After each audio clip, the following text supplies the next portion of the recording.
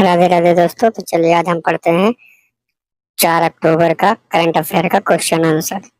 तो चलिए ज़्यादा देर करते ना हुए वीडियो को स्टार्ट करते हैं। जय हिंद, राधे राधे। तो सबसे पहला क्वेश्चन है, भारत ने चालू वित्त वर्ष के लिए 2025-26 बुनियादी ढांचे पर कितनी धनराशि खर्च करने की योजना बनाई? India has planned how much spending on infrastructure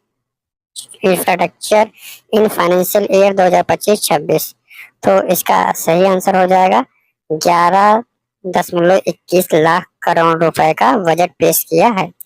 सरकार ने इंफ्रास्ट्रक्चर पर रिकॉर्ड राशि की योजना बनाई है जिससे आर्थिक विकास को बढ़ावा मिलेगा। ठीक है, तो चलिए अब नेक्स्ट क्वेश्चन देख लेते हैं। दूसरा प्रश्न हमारा, दूसरा प्रश्न है, संयुक्त राज्य अमेरिका ने अगस्त 2025 से भारत से आयात पर अधिकतम कितनी दर से टैक्स लगाया? From August 2025, the United States imposed tariff on Indian imports at what maximum rate?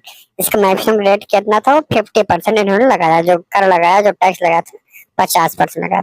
यह कदम भारत के निर्यात को प्रभावित कर सकता है, विशेषकर टेक्सटाइल और रसायन उद्योगों में। मतलब जो टैरिफ लगाया है संयुक्त राज्य अमेरिका ने, वो विशेषकर टेक्सटाइल और रसायन उद्योग में लगाया। चलिए अब तीसरा प्रश्न देखते हैं। किस भारतीय संस्था यानी व्यक्ति ने कहा कि भारतीय वैश्विक चुनौतियों को सहन कर सकता है?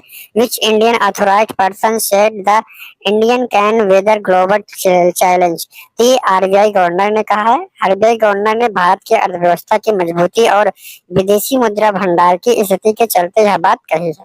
ठीक है, जिससे मतलब भारत को वैश्विक चुनौतियों का सामना कर पड़ता है। फोर्थ क्वेश्चन देखते हैं, भारत के राज्य और केंद्र शासित प्रदेशों द्वारा इस तिमाही में कितनी राशि बाजार उधार लेकर जुटाई जाएगी? भारत के राज्य और केंद्र शासित प्रदेशों द्वारा इस तिमाही में कितनी प्रतिशत राशि जो है उधार ली जाएगी? ये 2.82 लाख करोड़ रुपए उधार ली जाएगी। ठीक है, यह ऋण योजना राज्य की विकास गतिविधियों और वित्तीय प्रबंध की रणनीति को दर्शाती है। पांचवा प्रश्न देखते हैं, जेएनयू यानी कि जवाहरलाल नेहरू यूनिवर्सिटी में अरावली समिट 2025 का विषय क्या है? What is the theme focus of Aravalli summit 2025 at JNU? तो इसका विषय ये है कि India and the world order preparing for 2047, यानी कि भारत को विकसित देश बनाने के लिए 2047 तक। यह शिखर सम्मेलन भारत की भूमिका 2047 तक के विश्व व्यवस्था में देखेगा। ठीक है, छठवां प्रश्न है, यूपीएससी ने सीएमएसई यानी कि सीएमएसई का मतलब कंबाइंड मेडिकल सर्विस एग्जामिनेशन का पर्सनालिटी टेस्ट किस तिथि से शुरू किया है? On which date has the personality test stage of UPSC CMSE been scheduled to start? तो ये शुरू किया है 13 अक्टूबर को। 13 अक्टूबर 2025 को इसका जो है पर्सनालिटी डेवलपमेंट का टेस्ट यूपीएससी द्वारा लिया जाएगा। ठीक है, पर्सनालिटी टेस्ट की सूचना यूपीएससी ने अपनी ऑफिशियल वेबसाइट पर जारी की है। चलिए इस कदम में सातवां प्रश्न देख लेते हैं। भारत ने रुपए को अंतरराष्ट्रीय स्तर पर बढ़ावा देने के लिए कितनी नीतियां घोषित की? How many reforms has Indian announced to internationalise the rupees? तो इसको 22 नीतियां इसकी जो है प्रसारित की है। इन नीतियों से विदेशी बैंकों को रुपए को रखने और व्यापार में उपयोग करने में सुविधा मिलेगी। ठीक है, चलिए अब नेक्स्ट प्रश्न देख लेते हैं। हमारा अगला प्रश्न है आठवां प्रश्न। आठवां प्रश्न क्या है? फाइनेंस मिनिस्टर ने किस सम्मेलन का उद्घाटन किया जाना है 3 अक्टूबर को? यानी कहने का मतलब फाइनेंस मिनिस्टर कौन है बता देना चाहूंगा। फाइनेंस मिनिस्टर निर्मला सीतारमण जी हैं। निर्मला सीतारमण जी किस सम्मेलन का उद्घाटन किया है या किया जाना है 3 अक्टूबर को? किस फाइनेंस सम्मेलन का उद्घाटन किया? तो इन्होंने उद्घाटन किया है कौटिल्य इकोनॉमिक कॉन्क्लेव का 3 अक्टूबर को इसका उद्घाटन किया है। इस सम्मेलन में 30 देशों के 75 नीति निर्माताओं अर्थशास्त्री शामिल होंगे। नवा प्रश्न देखते हैं। भारत सरकार ने कहां से प्री बजट बैठकें 9 अक्टूबर से शुरू करने का निर्णय लिया है? From which date will pre budget meetings we held in India? तो 9 अक्टूबर 2025 सॉरी, इसमें स्टेप नहीं दिया गया। नेक्स्ट प्रश्न देखते हैं। वित्त मंत्री ने 2025-26 वर्ष के लिए भारत की कौन सी जीपीडी समृद्धि लक्ष्य बताई? तो इसकी समृद्धि लक्ष्य है 8% की। कितनी है? 8% की। महामारी व शैक्षिक चुनौतियों के बावजूद यह लक्ष्य महत्वाकांक्षी है। भारत का आर्थिक विकास दर 2025 में कितनी रही? भारत का आर्थिक विकास दर 2025 में कितनी रही? तो इसकी 7.8% रही। कितनी रही? 7.8%। यह दर पिछले 5 तिमाहियों में सबसे अधिक है। यह दर जो है पिछले 5 तिमाहियों में सबसे अधिक है, यानी कि सबसे ज्यादा है।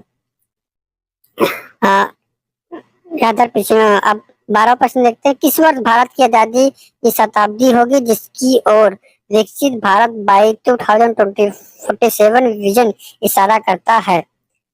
तो इसका आंसर देख लेते हैं। In which year will be the complete 100 year of the independence in individual by Viksit Bharat by 2047, यानी कि 2047 तक भारत की आजादी को लगभग कितना 100 साल हो जाएगा। तो इसमें ऐसा कौन सा देश, मतलब क्या विकसित करेगा, विकसित होगा? मतलब 2047 तक भारत 15 अगस्त 2047 को भारत आजादी की 100वां वर्षगांठ मनाएगा। इसी की शताब्दी की विकसित होगी। ठीक है, 13वां पर देखते हैं। आरबीआई ने अपनी मौद्रिक नीति दर पॉलिसी रेट वर्तमान में कितनी रखी है?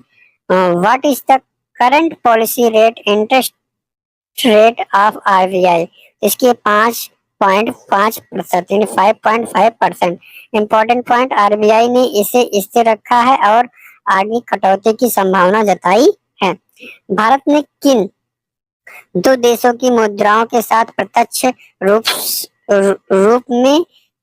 से रुपए का विनिमय दर स्थापित करने की योजना बनाई है? तो इसका सही आंसर हो जाएगा यूएई और इंडोनेशिया। इससे भारत पड़ोसी व्यापार में रुपए का उपयोग बढ़ेगा। ठीक है, इससे भारत और पड़ोसी व्यापार में रुपए का क्या होगा? उपयोग बढ़ेगा। यूएई और इंडोनेशिया के बीच चलाया गया है देशों की मुद्राओं की प्रत्यक्ष रूप से विनिमय दर। ठीक, 15वां प्रश्न देखते हैं। भारत की अर्थव्यवस्था में वृद्धि के मूल शक्ति तत्व कौन से माने गए हैं? जैसा एफएम ने कहा, एफएम यानी कि फाइनेंस मिनिस्टर ने कहा। ठीक है, तो ये है कंजप्शन एंड इन्वेस्टमेंट। कंजप्शन और इन्वेस्टमेंट यानी कि घरेलू खपत और निवेश ने बाहरी झटकों की मार को कम किया है। यानी घरेलू खपत और निवेश ने बाहरी झटकों की मार को कम किया है। 16वां प्रश्न देख लेते हैं। 16वां प्रश्न हमारा क्या है? भारत सरकार ने नवंबर मध्य तक किस तरह की बैठकों का आयोजन किया है? What kind of meetings are scheduled until mid-November by the Indian government? तो भारत ने नवंबर के मध्य तक किस तरह की बैठकों का आयोजन किया है? तो वह है प्री बजट कंसल्टेशंस की बैठकों का आयोजन किया है। विभिन्न हितधारकों के से विचार विमर्श बजट निर्माण की दिशा तय करेगा। ठीक है, चलिए 17वां प्रश्न देख लेते हैं। भारत के किस आर्थिक सम्मेलन में 30 देशों से नीति निर्माता भाग लेंगे? भारत के किस आर्थिक सम्मेलन में 30 देशों के नीति निर्माता भाग लेंगे? यानी कि 30 देशों के जो निर्माता है भाग लेंगे। तो वो है कौटिल्य इकोनॉमिक कॉन्क्लेव। यह सम्मेलन भारत की आर्थिक प्राथमिकताओं पर वैश्विक दृष्टिकोण लगाएगा। 8वां प्रश्न, भारत ने किस वर्ष तक विकसित भारत की लक्ष्य सीमा तय की है? इसका प्रश्न का विवरण में, तो भारत ने किस वर्ष तक विकसित भारत की लक्ष्य सीमा तय की है? तो विकसित भारत की लक्ष्य सीमा तय की है 2047 तक। यह लक्ष्य आजादी की 100वीं वर्षगांठ से संरेखित होगी। विकसित भारत। ठीक, इस समय 19वां प्रश्न, इस समय भारत की वित्त मंत्री कौन है? Who is the current finance minister of India? तो मैंने पहले बताया था निर्मला सीतारमण इस समय की फाइनेंस मिनिस्टर हैं। ठीक, वे इस समय भारत की वित्त नीतियों का नेतृत्व कर रही हैं। भारत में इस तिमाही में राज्यों द्वारा जुटाई जाने वाले 2.82 लाख करोड़ की राशि किस प्रकार होगी? तो ये जो राशि होगी किस प्रकार होगी? मार्केट बारोइंग की होगी। ठीक है, यह सार्वजनिक ऋण रणनीति का हिस्सा होगा। मार्केट बारोइंग जो कि कोई भी ऐसे ऋण ले सकता है। ठीक है। अब 21वां प्रश्न, जेएनयू का अरावली समिट किस विभाग संस्था के सहयोग से आयोजित हो रहा है? तो ये किस विभाग के संस्था से संयोजित हो रहा है? तो ministry of external affairs, ministry of external affairs के माध्यम से हो रहा है। विदेशी नीति और भारत की वैश्विक भूमिका इस सहयोग से जुड़ी है। 22वां प्रश्न देखते हैं, भारत ने रुपए को अंतर्राष्ट्रीय बनाने के लिए विदेशी बैंकों को किस तरह की सुविधा दी है?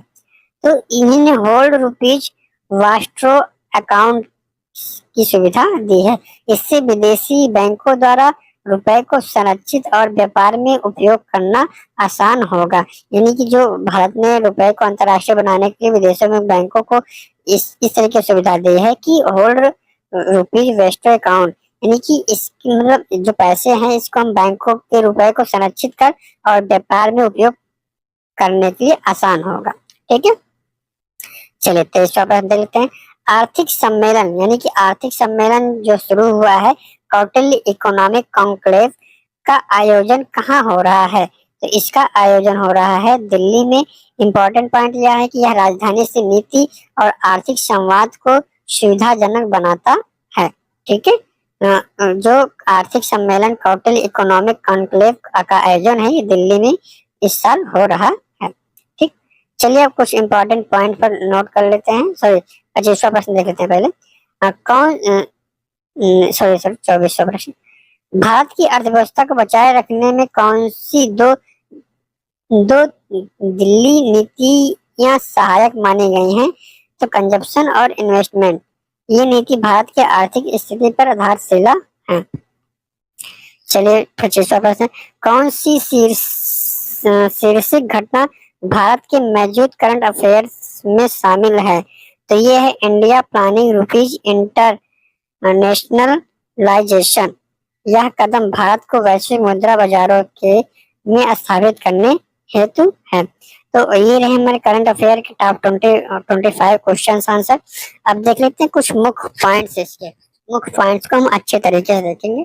तो चलिए ज्यादा देरी न करते हुए मुख्य पॉइंट्स के अच्छे करते हैं, और जितने भी प्रश्न इसको आप राइट करिए, लिख लीजिए, कॉपी में लिख लीजिए, और नेक्स्ट टाइम से हम और अच्छे अच्छे प्रश्न आएंगे। तो चलिए हाँ, भारत की प्रमुख घटनाएं के बारे में समझ लेते हैं।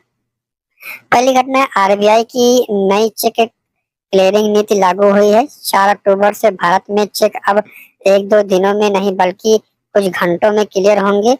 महत्वपूर्ण बिंदु यह है कि यह बैंकिंग सिस्टम को तेज बनाएगी, नकदी प्रवाह में सुधार करेगी और पारदर्शिता बढ़ाएगी। एफएम यानी कि फाइनेंस मिनिस्टर का बयान, अर्थव्यवस्था को दृढ़ लेकिन सावधानी आवश्यक है। वित्त मंत्री निर्मला सीतारमण ने कहा कि भारत की अर्थव्यवस्था वैश्विक झटकों के बावजूद सहनशील और सरकार पूंजीगत निवेश बढ़ाएगी। महत्वपूर्ण बिंदु यह है कि अमेरिका द्वारा भारत के आयात पर 50% टैक्स लगाने की घटना अर्थव्यवस्था पर दबाव डाल सकती है। PM Modi, prime minister Narendra Modi नीति पटना के विहिता कैंपस का समर्पण करेंगे। विहिता कैंपस का समर्पण करेंगे। फोर्थ हमारा, अक्टूबर को प्रधानमंत्री विहिता में स्थित नीति पटना कैंपस को राष्ट्र को समर्पित करेंगे। वीडियो कॉन्फ्रेंस के माध्यम से ये नहीं जाएगी। महत्वपूर्ण बिंदु है उच्च शिक्षा क्षेत्र में निवेश और विस्तार का प्रतीक। भारत चीन के बीच सीधी उड़ानें फिर शुरू होंगी। भारत और चीन के बीच लगभग 5 साल बाद प्रत्यक्ष हवाई सेवा पुनः प्रारंभ की जाएंगी। महत्वपूर्ण बिंदु, इस कदम से दोनों देशों के बीच व्यापार, पर्यटन और राजनयिक संपर्कों की सुधार की संभावना है। तालिबान के विदेश मंत्री की भारत यात्रा संभव। यूएन सुरक्षा परिषद ने अस्थायी रूप से प्रतिबंध हटा दिया है कि और अफगानिस्तान के विदेश मंत्री आमिर खान मुफ्ती 9 से 16 अक्टूबर के बीच भारत आ सकते हैं। 9 और 16 अक्टूबर के बीच भारत आ सकते हैं। महत्वपूर्ण बिंदु है यह भारत तालिबान शासन के बीच संभावित संवाद और मान्यता की दिशा में एक कदम हो सकता है। वोडाफोन आइडिया ने नया सीएफओ नियुक्त किया है। कंपनी ने तेजस मेहता को 6 अक्टूबर से अपना नया चीफ फाइनेंशियल ऑफिसर यानी CFO नियुक्त किया है। महत्वपूर्ण बिंदु, कंपनी वित्तीय चुनौतियों से जूझ रही है। इस नियुक्ति से वित्तीय प्रबंध को सुदृढ़ करने की कोशिश की जाएगी। एटीसी गाइड का सम्मेलन नागपुर में आयोजित किया जाएगा। 4 से 6 अक्टूबर को नागपुर में एयर ट्रैफिक कंट्रोलर यानी कि एटीसी गाइड की 3 दिवसीय वार्षिक सम्मेलन होगी। महत्वपूर्ण बिंदु, इस सम्मेलन में नागपुर 24 वर्षों बाद मेजबान बनेगा और civil aviation in development India 2047 विषय पर चर्चाएं होंगी, यानी कि विकसित भारत 2047 पर भी चर्चाएं इस पर करेगा। तो ये रहे हमारे टॉप 25 के क्वेश्चंस आंसर और करंट अफेयर और महत्वपूर्ण बिंदु। दोस्तों वीडियो अच्छा लगा हो तो आप चैनल को सब्सक्राइब करिए, लाइक करिए, शेयर करिए। जय हिंद, बाय बाय, राधे राधे।